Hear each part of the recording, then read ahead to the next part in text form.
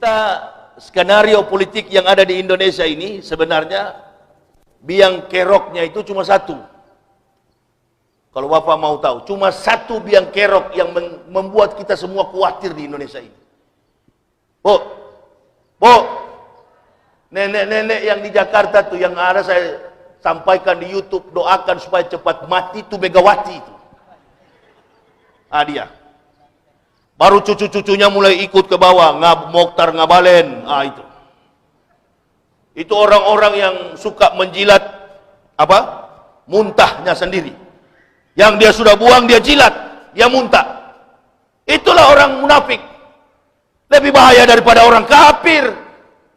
Kalau orang kafir kita tahu tetangga kita Matius, Markus, Lukas, Yohanes, Stefanus, Stetanus. Tahu kafir kita tahu, Robertus, Spiritus, Capticus. Dari namanya sudah kita tahu, oh ini kafir. Tapi yang paling bahaya yang kita hadapi sekarang ini adalah orang yang mengaku Islam. Terbelah kita, pecah kita, cuma karena perempuan berdosa ini. Bukan kecil dosa yang dia lakukan di tengah bangsa masyarakat Indonesia ini. Dia obrak-abrik. Sebenarnya siapa dia ini? Dia pun nggak tahu dengan dosanya. Pasti ada yang menyetir dia. Karena tingkat intelijensinya Megawati ini kan juga Pak, di bawah rata-rata. Cuma karena anak presiden. Tidak ada orang pintar di Indonesia ini kecuali beberapa orang saja. Coba tanya para akademisi yang ada di Indonesia. Orang pintar di Indonesia itu siapa? Bukan akademisi. Bukan para intelektual, bukan ulama. Orang pintar yang paling pintar di Indonesia ini adalah jenderal-jenderal Angkatan Darat. Coba tanya para pakar itu. Sebab mereka menamatkan pendidikan jenderalnya, mereka harus ke Israel. Jadi jenderal-jenderal Angkatan Darat itulah orang-orang pintar, nasionalismenya tinggi. Kita ini kan diadu domba antara mukmin kafir, antara mukmin dengan mukmin, mukmin dengan kafir. Diadu domba kita bermain, pesawat, urat saraf, perang urat saraf. Siapa yang bermain ini? Partai Komunis. Komunis yang menciptakan suasana seperti ini. Mau menyangkal atau tidak, ada di Indonesia. Siapa itu? Yang ngaku-ngaku Islam padahal PKI. Orang sudah ngaku kok, ada perempuan yang ngaku, kami ini, anak cucu kami, ada 15 bahkan sampai 20 juta. Muncul di TV, dipanggil Ustadz.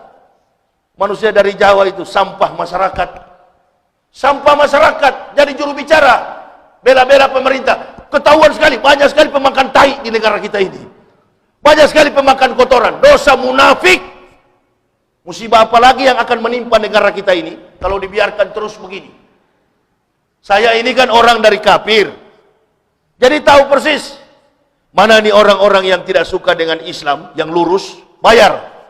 Dulu begitu Pak, gereja punya cara.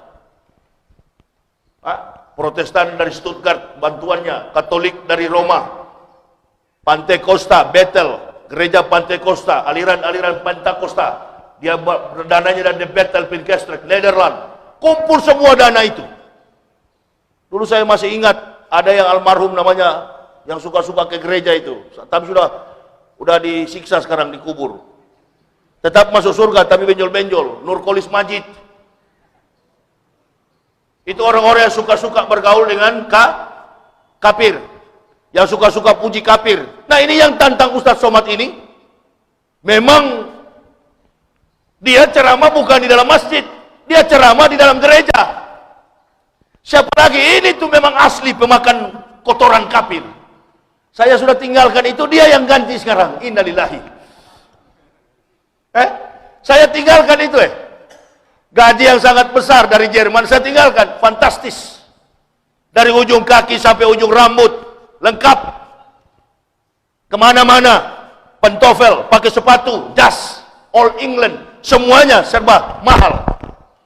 Sekarang saya kesana kemari cuma dengan gamis di Tanah Abang 75.000. Nggak apa-apa, bangga saya, bangga. Dulu saya masih pendeta, lihat orang Islam pakai sorban begini, taplak meja dari mana dia pakai itu. Kurang ajar betul, bajingan betul saya dulu. Orang pakai baju gamis begini, ini kain pintu dari mana? Begitu saya masuk Islam, alhamdulillah. Yang saya katakan taplak meja saya pakai, yang saya katakan kain perangkap kita kepada kebodohan, lalu menganggap semua agama sama. Nuril pidato di dalam gereja, buka aja di YouTube. Ini adik-adik yang muda-muda, buka, ada Nuril pidato di dalam gereja. Kiai Gondrong dari Jawa, dia bilang Yahweh, Yahweh, alaihim, tidak ada alaihim. Perkumpulan dewa-dewa Yahudi dulu disebut dengan Pantheon, Pantheon, bukan alaihim, Elohim. Dia pikir di Indonesia ini nggak ada ahli sejarah bahasa Ibrani. Ada yang memang ahli dalam bahasa Ibrani. Kalau Ustaz Somad ahli bahasa Arab, kalau bahasa Yahudi sini serahkan kemari. Alaihim, nggak ada alaihim, tidak ada penulisan vowelnya. Lam, mem, nun, sama. Kita di Hijaiyah juga mem, nun, mim, nun, sama. Alef, bet, gimel, dalet, he, waw, sayin, ket, tet, yot, kaf, lamet, mem, nun, lamet, lam.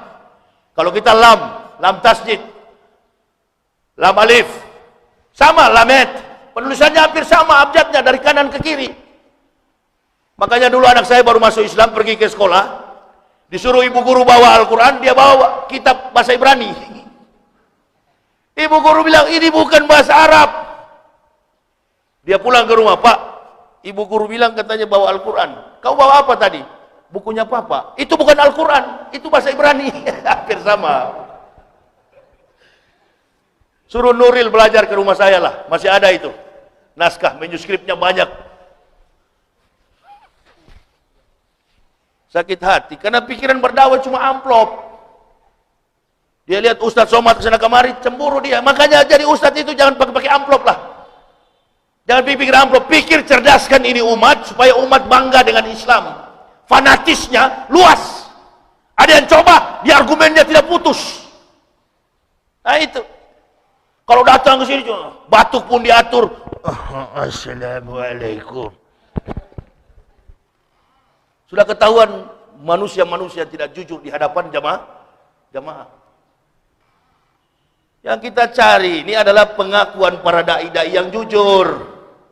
Supaya negara jadi baik, insya Allah Islam makin jaya, baik. Coba kita berkelahi sekarang, diadu domba. Apa yang terjadi di Lombok? Saya dapat WA, apa yang terjadi di Lombok sekarang? Saudara-saudara kita di Lombok dimurtadkan oleh kelompok Kristen. Upaya pendangkalan akidah dan upaya Kristen nih. Pemuda hashtag 2019 ganti presiden, lempar-lemparan di bandara Riau. Di Batam juga begitu.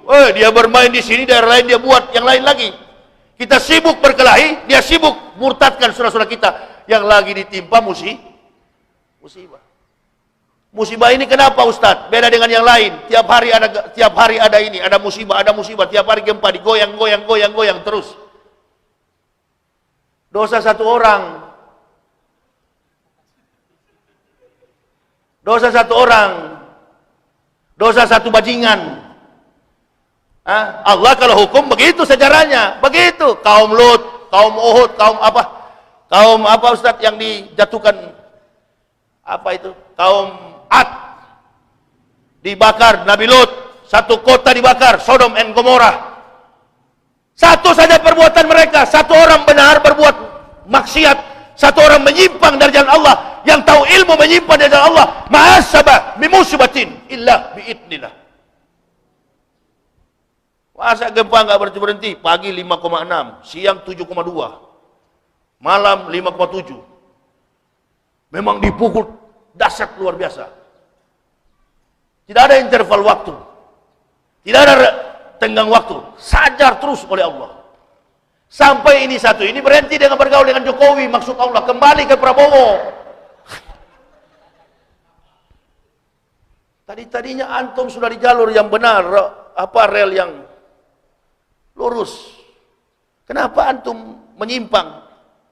Ini Pak Ma'ruf Amin juga, insya Allah nanti lihat aja. Ini bukan main ancam.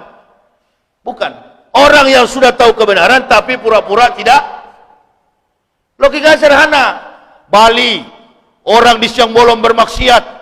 Manado, biar siang-siang pendeta naik mimbar minum cap tikus. Maksiat luar biasa, daerah-daerah kafir, orang mabuk, berjudi dan sebagainya. Kenapa Bali di pinggiran pantai nggak dihantam tsunami? Kok kalau di Padang, di Aceh cepat sekali karena mayoritas Muslim. Kenapa Bali kafir semua di sana yang sudah berzina di pinggiran pantai, berbuat cabul, maksiat? Belum datang-datang juga tsunami.